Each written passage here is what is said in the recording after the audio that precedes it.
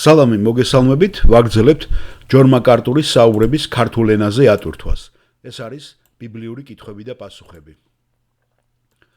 ეს კითხვაც, რომელიც დაისმება, არის უფრო ტექნიკური ხასიათის, მაგრამ ძალიან საინტერესო და ჩემთვისაც კიდევ ერთხელ იყო რაღაცა გახსენება ამ ადგილის და კიდევ ერთხელ დაფიქრება. და ჩვენ უნდა ვიცოდეთ, რომ ძალიან ბევრი ქრისტიანი, როდესაც დღესდილასაც ქონდა ქალბატონთან მიმოწერა, როცა არასწორად უყურებს ამა თუ იმ საკითხს ბიბლიაში, ხომ? ალბათ იმის გამო, რომ ვიღაცამ მას არასწორად შეუტანა ეს, აი ქალბატონი ასევე მომაწოდეს ვიდეო და მეც გავაზიარე, ქალბატონი რომელიც სახლში ჩაკეტილია და ლოცულობს, ხატებს კოცნის, სანთლებს ანთებს, ეთყობა განხილვა მიიღო მეთქი მამაოსაგან, იმიტომ რომ მამაჩემსაც ესე დაემართა, წავიდა და თავის პატარა ეკლესია მთაზე ააშენა, იქიდან განხიბლულმა, რომ დაინახა იქ რაღაც ფარისევლობა, მაგრამ ისევ იმ სცენარით, რა სცენარით მას ასწავლეს, ხომ? ღვთისთაყვანისცემა.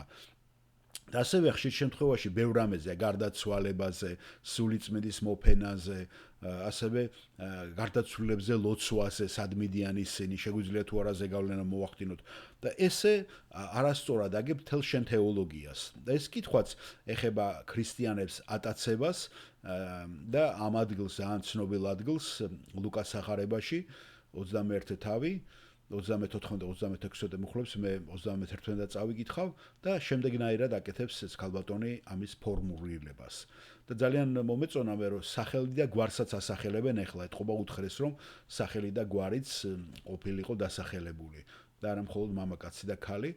და ამას ითვალისწინებენ, ალბათ კარგიც არის, ხო, გვარი, აი მაგალითად წინა ქალბატონი წარმოშობით უკვე მე ვიცი ბატონ ჯონთან რო ვიყავი და ისედაც რო ვაკვირდებოდი, სომხებიც არიან, რომ იცოდეთ, არიან მაგალითად ბელორუსელები, რომელიც ძალიან ახლოს არიან ბატონ ჯონთან მსახურებაში და სემინარიაშიც მუშაობენ, რუსულენოვანიც არიან, ძალიან ბევრი არის ლათინური, ეხლა მით უმეტეს ლათინური წარმოშობის და გვარები და სახელების მე ვიდეოებით შეგიძლიათ ნახოთ, ეხლა არ არის ჯერ, მაგრამ მე 2000 წლებიდან იწყება ვიდეო ჩანაწერები YouTube-ზე ამ კითხვა-პასუხების და შეგიძლიათ ნახოთ პიროვნებები, რომ სხვადასხვა წარმოშობის, სხვადასხვა ნაცნობების მიატოვეს ზოგმა კათოლიკური, ზოგმა მართლმადიდებლური, გესმით და მივიდნენ საღ ჭეშმარიტ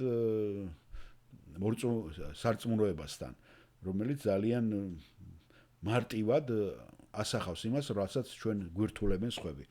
აი ესე ასახელებს ეს ქალბატონი თავის თავს. მე მქვია ბეტი კენედი. ბეტი ძალიან ცნობილი სახელია, ხო? და ლუკას სახარებიდან ჩვენ როდესაც ვკითხულობდით, გამიჩნდა მეორე კითხვა. ნება მომბეცით წაგიკითხოთ ლუკას სახარების 21 თავი, 31 მუხლიდან. ასევე როცა იხილავთ ყოველივე ამის ახდენას, იცოდეთ რომ ახლოა ღმერთის სამეფო. ჭეშმარიტად გეუბნები თქვენ, არ გადაივლისეს თაობა, ვიდრე ყველაფერი არ ახდება.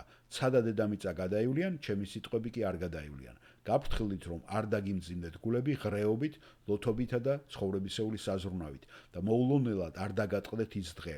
ვინაიდან მახესავი დაეცემა თავს მთელი დედამიწის მკვიდრთ. ამიტომ იფხიზლეთ ყოველ ჟამს, ილოცეთ რომ შეძლოთ თავის დაღწევა ყოველივესაგან, რაც უნდა მოხდეს და წარსდგეთ ძე კაცის წინაშე. ესეთ კითხვას სვავს ბეტი. ახლა მე მაქვს ორი კითხვა. ეხება თუ არა ეს ეკლესიასაც და თუ ეს ასეა. ეს ბუნებრივია საუბრობს ატაცებაზეც.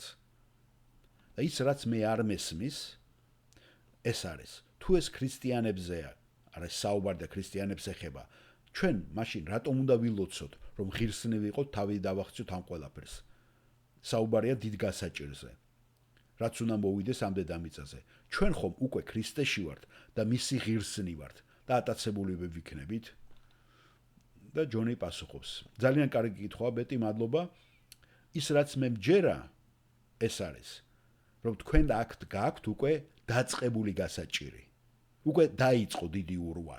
ასე რომ ჩვენ ქრისტიანები აქ ამ დროს უკვე აქ აღარა ვართ. ნახეთ, ეს არის ზუსტად რწმენა იმისა, რომ დიდ გასაჭირამდე მოხდება ატაცება და უკვე ეს სრულიად გასაგებს ხდის ამ მონაკვეთს. ჩვენ უკვე ცაში გავედით, წაყვანილები ვართ და ძირითადად მე ასე ვფიქრობ, რომ გასაღები არის ის დღე 34 მუხლში. ნახეთ, კიდე ერთხელ წაგიკითხავთ თქვენ რაც წაიკითხეთ.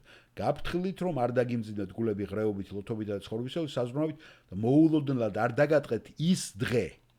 ესე იგი ის დღე, აი ეს არის გასაღები. და მე ვფიქრობ რომ ეს არის უფლის დღეზეა საუბარი. და მე ვფიქრობ რომ უფლის დღე დაკავშირებული მის დაბრუნებასთან და განკითხვებთან, რომლებიც მის დაბრუნებასთანაა დაკავშირებული. ის ამბობს მახესავით მოვა დედამიწის ზურგზე ცხოვრებთათვის. და მე ვფიქრობ რომ ის ამბობს იფხიზლეთ და ეს ძალიან ზოგადი გაგებით ეხება ყველა ადამიანს რომ ხიზლად იყვნენ, რომ გაექცნენ იმას რაც მოხდება. და ვფიქრობ ეს არის გაფრთხილება ადამიანებისთვის რომ მიყვნენ ქრისტეს სახარების ცნობას, რათა თავი დააღწიონ ამ საბოლოო განაჩენს.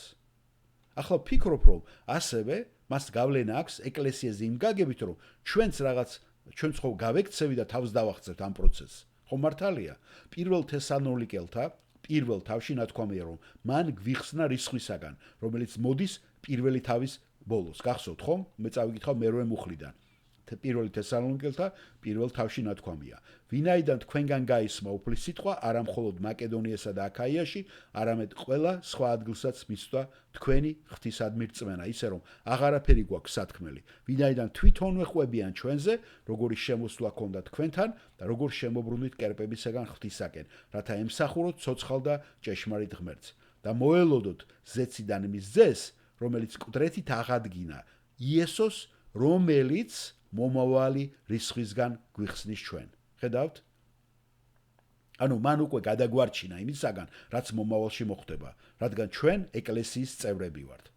მაგრამ მე ვფიქრობ, რომ ეს არის გაფრთხილება ნებისმიერი დანარჩენი ადამიანისათვის, ცხოვრებისათვის იმ დიდი გასაჭირის დროს, რადგან ვფიქრობ, რომ ეს არის ძირითადად ეს ამ კონტექსტში. ხედავთ? კარგით, გმადლობთ. მადლობა ჯონ თქვენს.